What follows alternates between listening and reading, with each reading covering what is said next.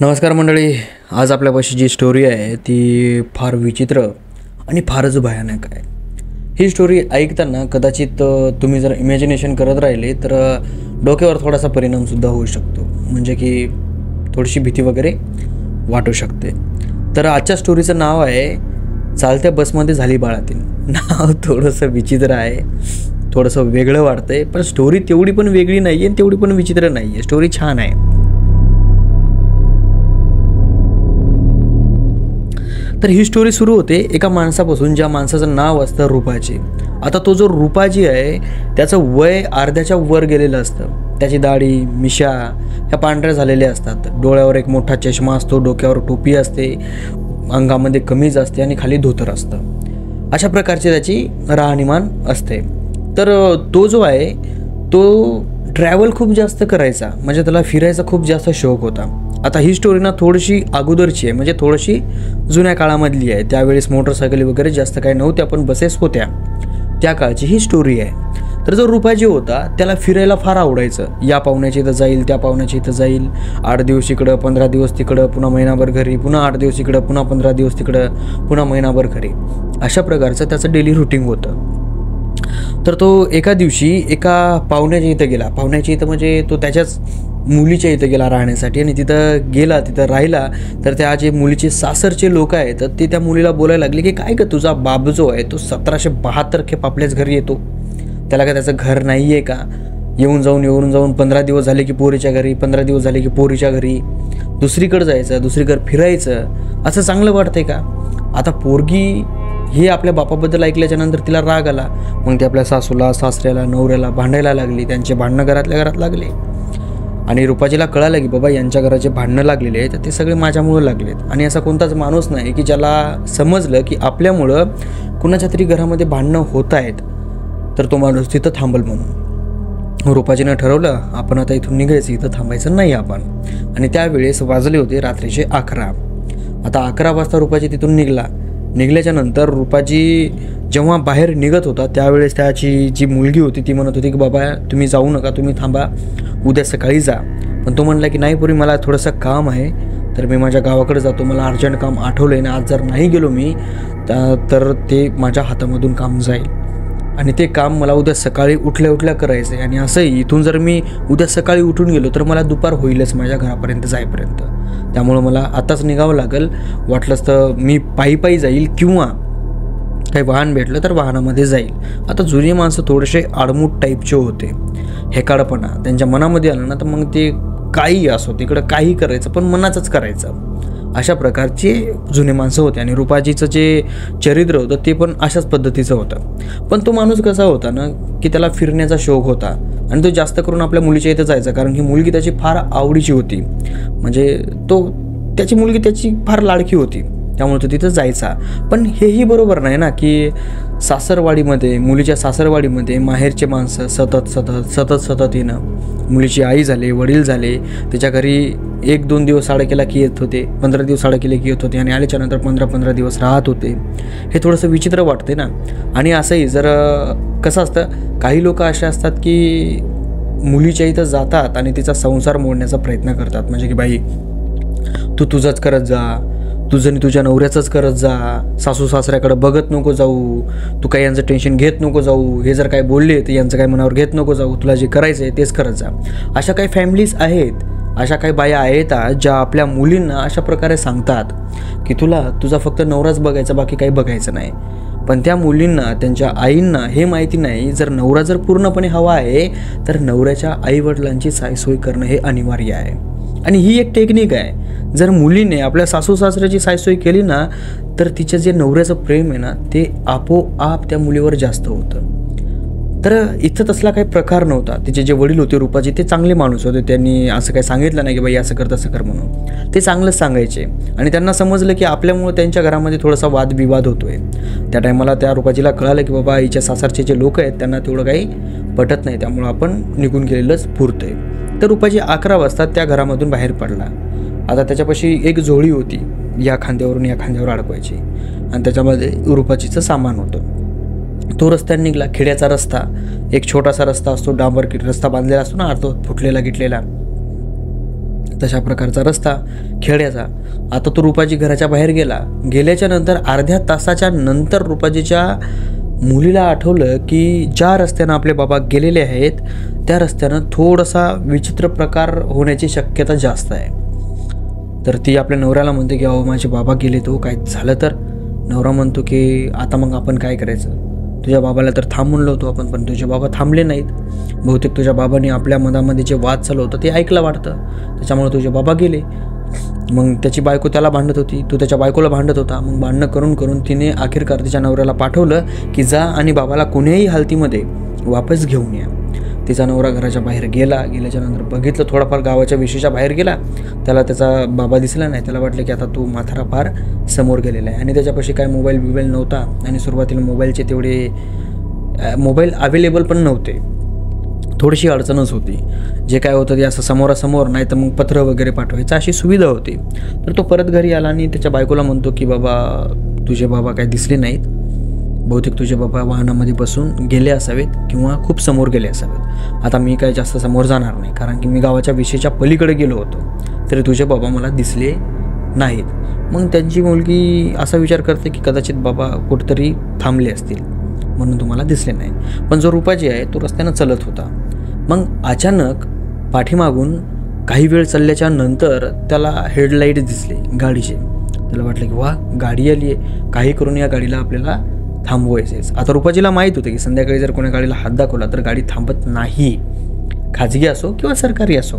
मग रुपाजीनं काय केलं, गाडी जवळजवळ आली आणि डायरेक्ट रस्त्यामध्ये जाऊन उभा राहिला आणि असा थांबा म्हणला, दोन्ही हात आपले समोर करून, आणि थांबली गाडी. गाडी थांबल्याच्या नंतर रुपाजीनं बघितलं तर बस होती. बसमध्ये कुणीच नव्हतं. एकदम शेवटच्या शीटवर 2 बाया होत्या. कंडक्टर समोरच्या शीटवर बसलेला होता, ड्रायव्हरच्या साईडच्या. मग रुपाजी वर चढतो. वर चढल्याच्या नंतर जो कंडक्टर आहे, ड्रायव्हर आहे, तो एकसारखा रुपाजीकडे बघतो की बाबा हा वर चढलाय, नेमकं झालं काय. मग आता जो रुपाजी आहे तो यांच्याकडे असा बघतो आणि त्या शीटवर येऊन बसतो.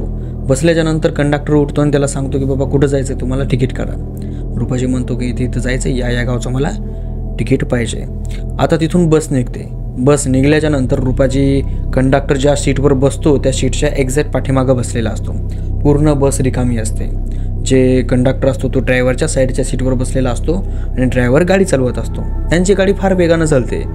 नॉर्मली ज्या रस्त्यानं 50-40च्या स्पीडनं चालवायची त्या रस्त्यानं ती गाडी 60-70च्या स्पीडनं चालत होती.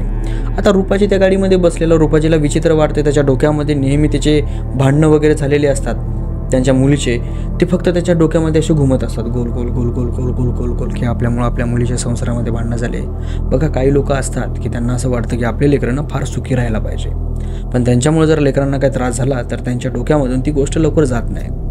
तसंच रुपाजीचं सुद्धा होतं. त्यांच्या डोक्यामधून ती गोष्ट जातच नव्हती आणि तेवढ्यात रुपाजीच्या कानावर एक आवाज आला ओरडण्याचा. मग रुपाजी पाठीमागं वळून बघतात तर त्याच्या 2 महिला बसलेल्या होत्या. त्यापैकी एक महिला ओरडली होती. आता रुपाजीनं थोडं लक्ष देऊन बघितलं तर जी एक महिला होती ती होती प्रेग्नेंट. तिचं पोट बाहेर आलेलं होतं आणि ती त्रासलेली होती. आणि तेव्हा रुपाजीला कळालं की हा बस ड्रायव्हर जो आहे तो इतक्या जोरात गाडी का पळवतोय. मग रुपाजी पाठीमागं गेला त्या स्त्रीपाशी. त्याला म्हणलं की अहो बाई इथं नका बसू, पाठीमागं गाडी फार जास्त जोरात आदळते, तुम्ही काम करा, तुम्ही समोर या. ती बाई म्हणली की नका, जर एखादी गडबड झाली तर आम्हाला इथं डिलिव्हरी करावं लागेल. अजून पण जे हॉस्पिटल आहे ते फार लांब आहे, तिथपर्यंत जाईल न जाईल याची गॅरंटी सांगता येत नाही. आणि जर समोर नेलं तर तिकडं माणसं आहेत, तिकडे डिलिव्हरी नाही होणार, त्यामुळं आम्ही इथंच बसलेलो आहोत. रुपाजीला ती गोष्ट कळाली की हां बाबा ठीक आहे. मग जर रुपाजी आहे त्यानं आपल्याजवळ जे धोतर होतं ते धोतर त्या याला बांधलं शीटांना असं आडवं आणि रुपाजी इकडे येऊन बसला. आता जे 2 जण होते ते कंडक्टर आणि ड्रायव्हर ते रुपाजीकडे असे बघायलेत. कंडक्टर जो आहे तो पाठीमागे एकसारखा रुपाजीकडे असं बघतोय आणि जो ड्रायव्हर आहे तो आरशामधून रुपाजीकडे बघतोय. आता रुपाजीला ना थोडंसं विचित्र वाटायला लागलं की बाई आहे प्रेग्नेंट, ती ओरडते, तिला त्रास होते. तिच्या शेजारी एक बाई आहे जी की म्हातारी आहे आणि कंडक्टर ड्रायव्हर जो आहे तो गाडी चालवतोय. कंडक्टर एकसारखा माझ्याकडे बघतोय.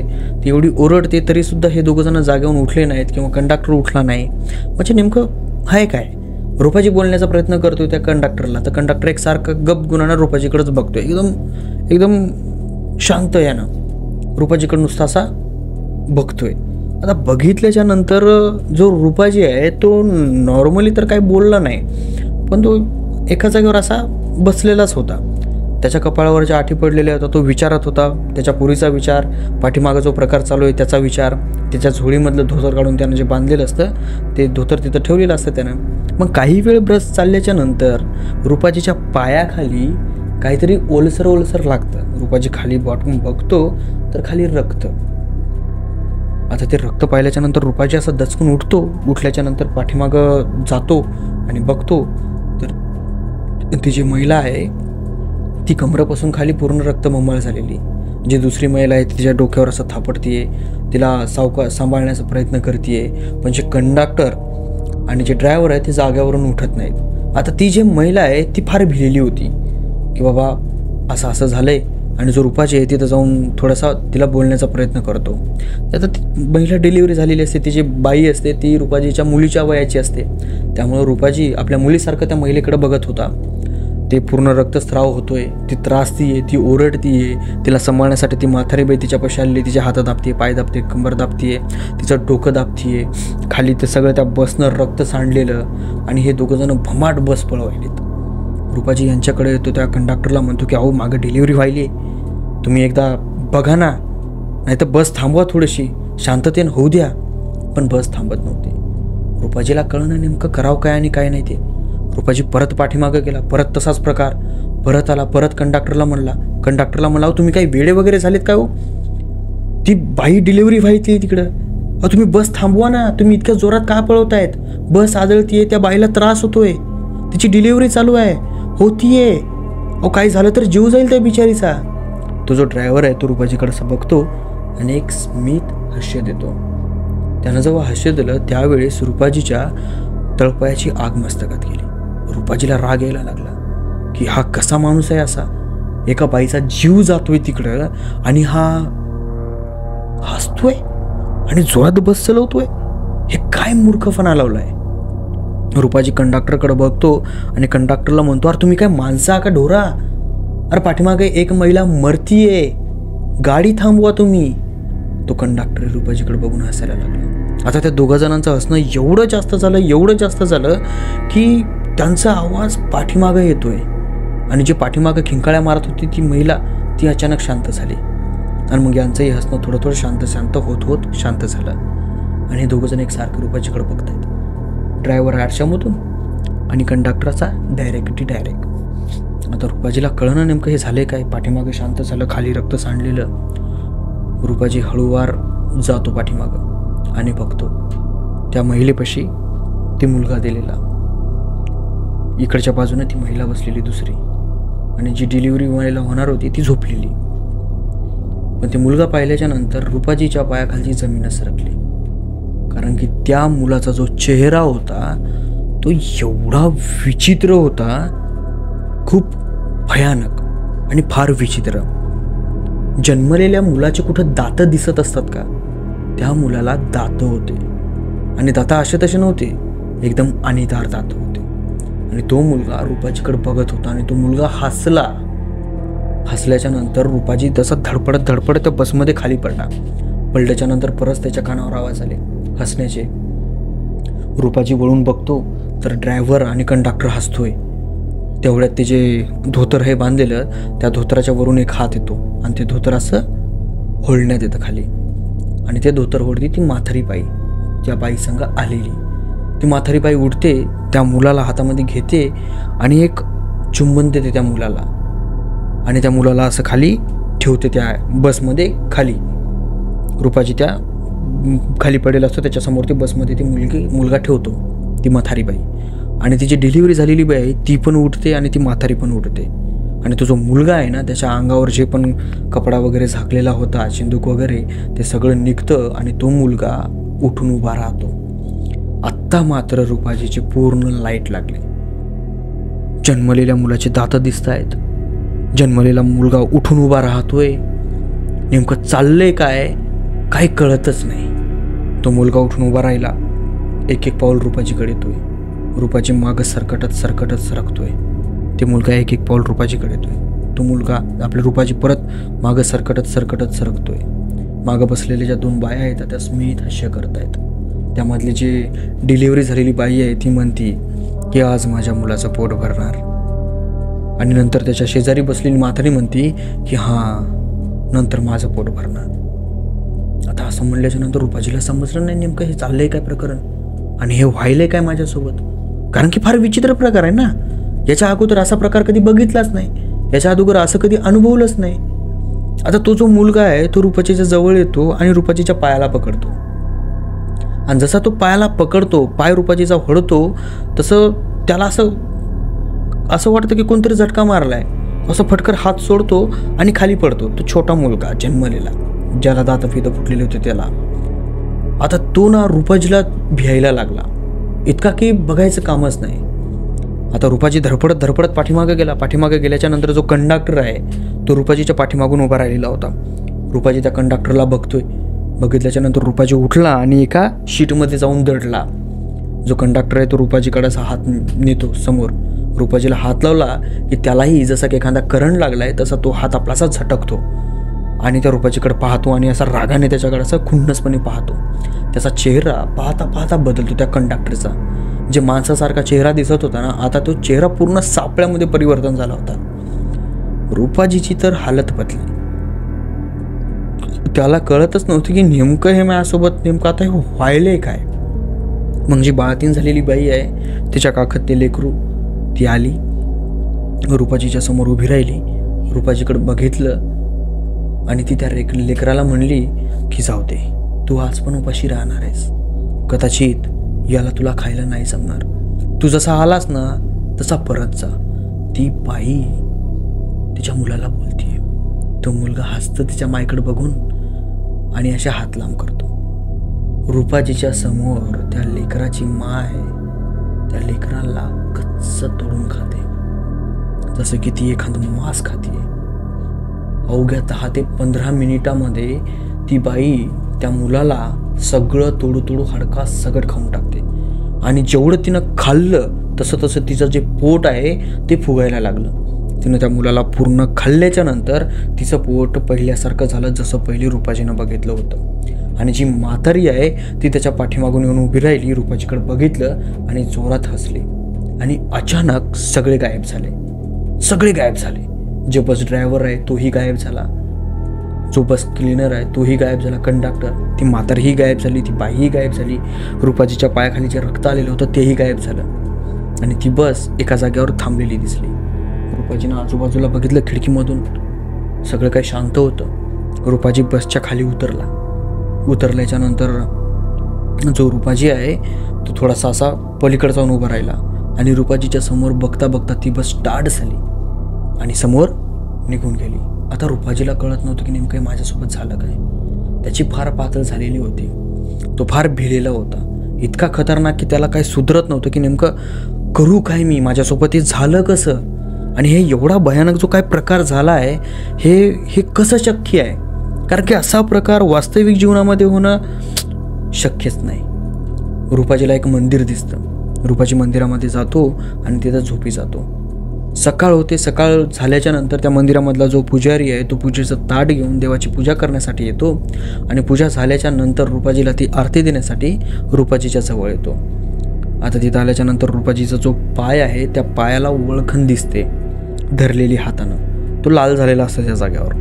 आता तो माणूस तो रुपाजीला म्हणतो की, तो पुजारी आहे तो म्हणतो की अहो काय झालं तुमच्या पायाला, हे कुणीतरी धरल्यासारखं वाटते असं तुमचा पाय. म्हणजे असा हात धरल्याच्या नंतर वळखण पडते तशा प्रकारचा. रुपाजी म्हणतो की आता काय सांगू तुम्हाला माझ्यासोबत काय झाले. मग रुपाची ती पूर्ण स्टोरी सांगतो जी त्याच्यासोबत घडली होती. एका बसमध्ये बसलो मी. त्या बसमध्ये एक बाई होती जी प्रेग्नेंट होती, गर्भवती होती. तिच्यासोबत तिची आई होती, कंडक्टर होता, ड्रायव्हर होता. त्यांची गाडी सुसाट सुटली. त्या गाडीमध्ये ती बाई डिलिव्हरी झाली. त्या बाईची लेकरू जन्मलं आणि ते लेकरू जन्मल्या त्या लेकराचे दात फुटले. ते लेकरू चालायला लागलं. त्याने माझ्या पायाला धरलं पण त्याला सोडलं. तो कंडक्टरला त्यानंही मला धरण्याचा प्रयत्न केला पण त्यालाही धरता नाही आलो मी. आणि मी कसा बसा माझा जीव वाचवला, सुटलो आणि गाडीच्या खाली उतरलो तर ती गाडी माझ्या डोळ्यासमोर चालता गायब झाली. असं का झालं कसं झालं मला माहिती नाही आहे. तो पुजारी म्हणतो तुम्ही कोण्या गावाहून बसले होते. मग तो सांगतो, या गावावरून मी बसलो होतो, माझ्या मुलीच्या इथे गेलतो, तर घराकडे परत येऊ लागलो, रात्रीचे 11 वाजलेले होते.